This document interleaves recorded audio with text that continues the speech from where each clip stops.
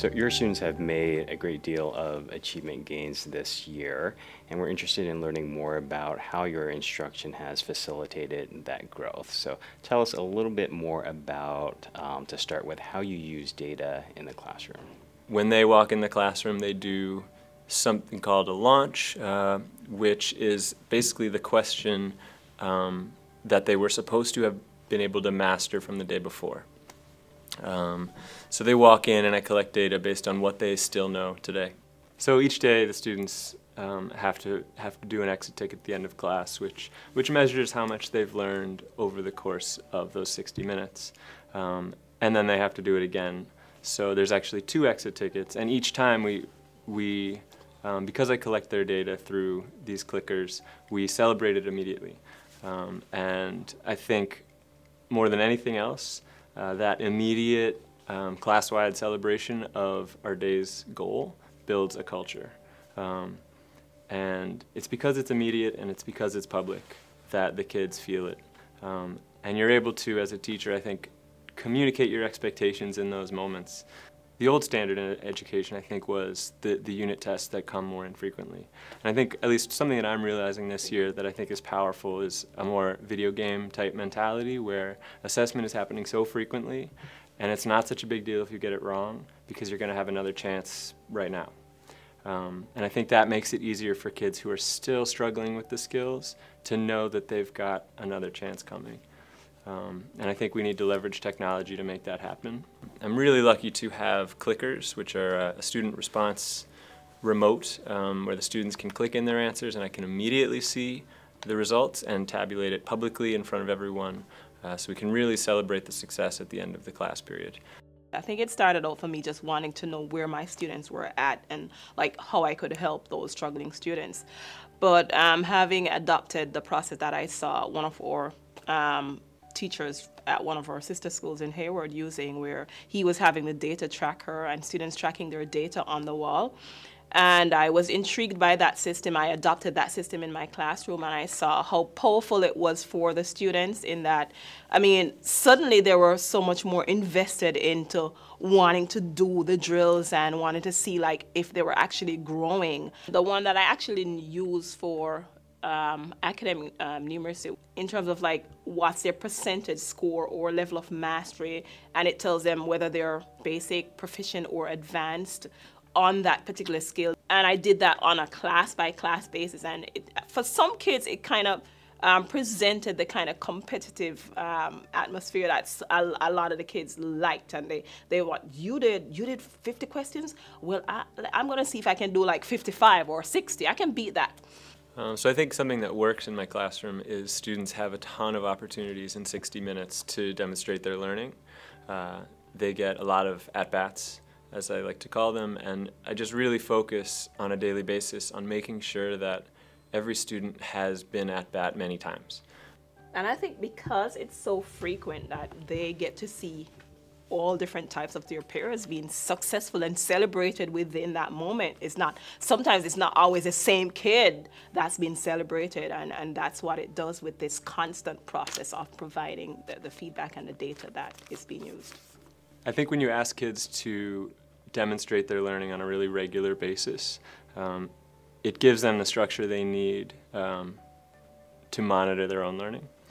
And I think that if you have an environment that is really supportive, really well scaffolded for their needs, you can ask them regularly to perform, and you can display it publicly in front of the whole class and have the kids feel good about their successes and have the kids feel motivated if they didn't do so well.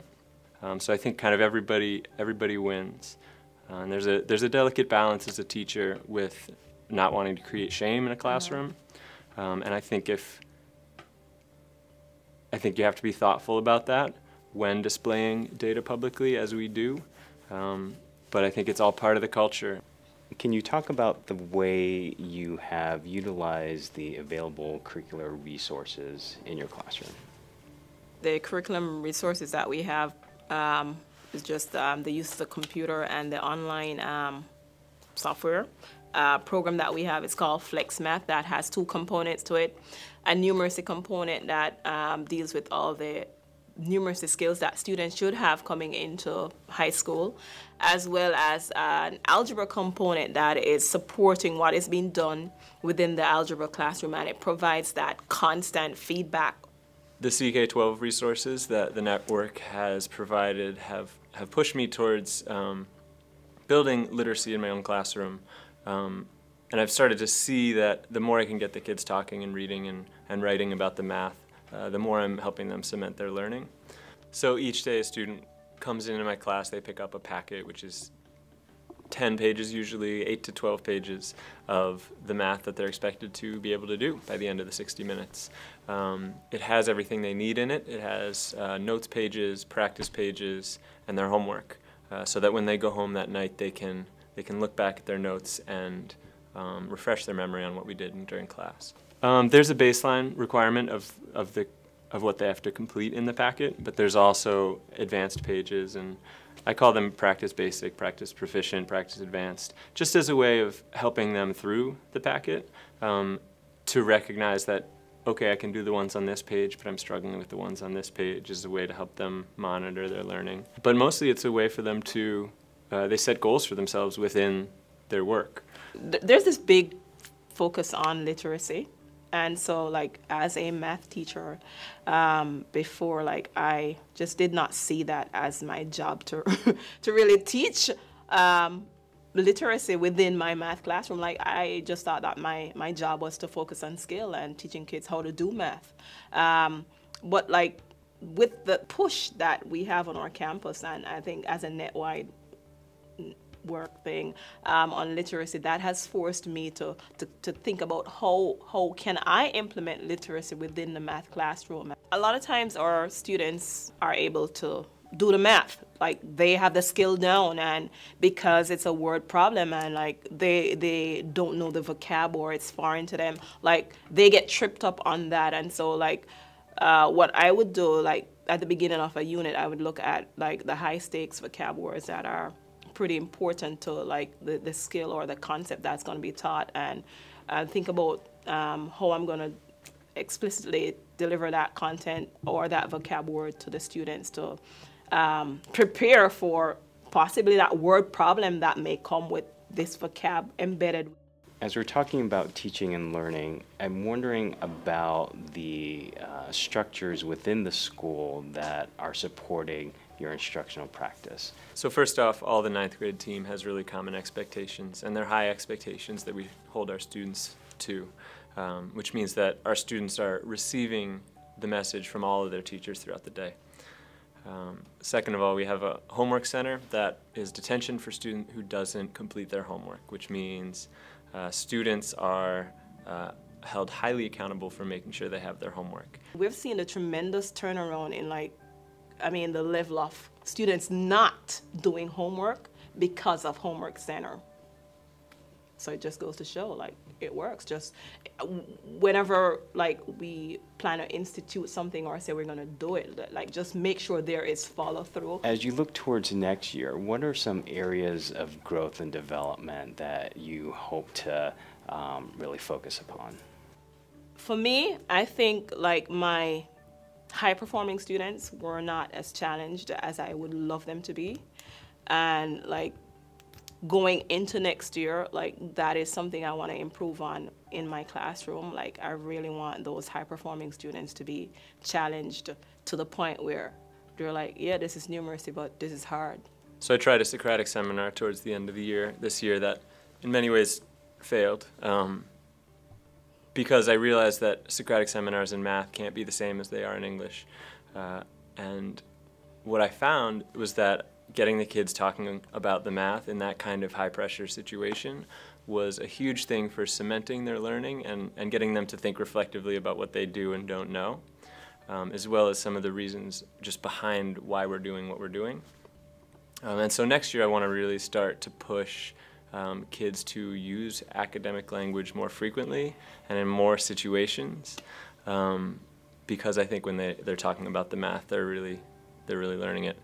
So this year I used the CK12 readers minimally, it was more, it was integrated into the work I was doing with my students in the sense that because of those readers, they pushed me to use literacy and reading, fill in the blank, reading check type activities probably 3 times a week, as opposed to maybe having done them not at all without the reader. So I think it improved my practice a lot. I found as the year went on that the more I could get the kids writing, talking, and reading about math, the more I saw some of their misunderstandings, and the more I think I cemented some of the understandings for them. Plus, just kind of eliminating the fear of reading and math, I think is pretty big. And so the readers pushed me to try to do that, which I think is a big task, but I'm going to continue to work on it. Like integrating more literacy work, because obviously both are linked, numeracy and literacy, and the more we can equip our students with both in terms of demonstrating mastery and being college ready, which is one of the big focus that we're thinking about as a network and as a school.